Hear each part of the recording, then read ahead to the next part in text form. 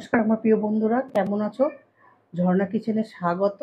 আজকে আমার রান্নাঘরে আমি নিয়ে এসেছি একদম নতুন একটা রেসিপি। আর কেমন করে বানাচ্ছি, 500 চিকেন নিয়ে নিয়েছি। কিছুটা হাড় ছাড়া আছে, কিছুটা অল্প হাড় আছে।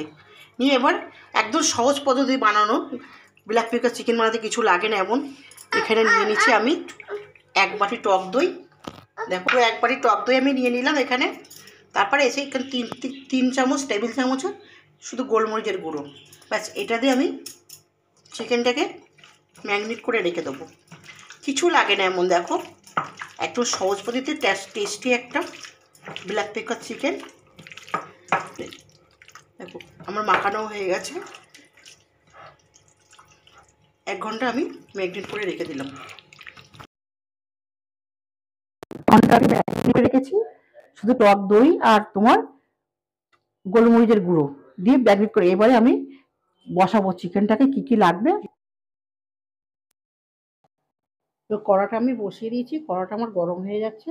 এবারে আমি বেশ কিছুটা সর্ষের তেল দিয়ে দিলাম, দিয়ে 2খানা শুকনো লঙ্কা আর গোটা গরম মশলা ফোড়ন দিয়ে নাড়াচাড়া করে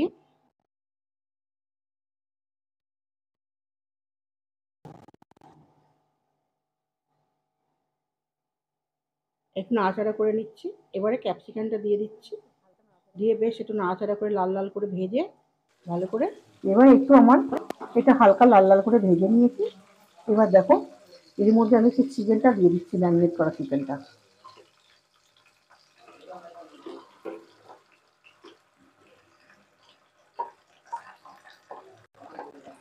একদম সহজ পদ্ধতিতে এটা সবাই খেতে পারবে, বাচ্চাদের দিকেও খুব ভালো উপকার খাওয়া। এবার আমি একটু নুন দিয়ে দেবো এর মধ্যে স্বাদ মতন।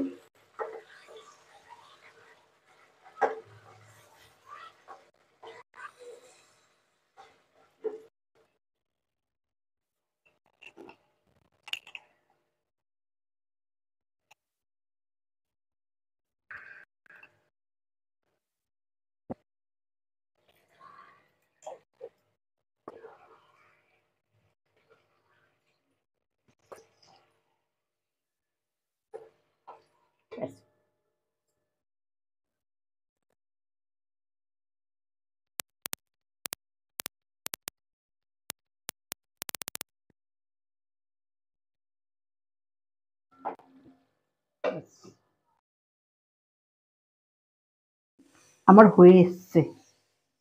এবারে আমি সুন্দরভাবে চিকেনটা একদম গলে গেছে, গালে দিলে একদম গলে যাবে একদম। সিদ্ধটা সিদ্ধ হয়ে গেছে দেখো একদম। এবারে আমি এর সঙ্গে একটু হালকা একটু মিঠা তো দিয়ে দিচ্ছি। সুন্দর একটা গন্ধ বেরোবে, দারুণ গন্ধ বেরোবে একটা। এবারে আমি এটাকে নাড়াচাড়া করে নামিয়ে নেব। আমার চিকেন রেডি হয়ে গেছে।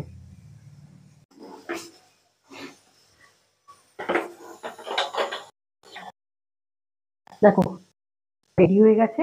এবারে আমি নামিয়ে নিচ্ছি। দারুণ একটা রেসিপি কিন্তু।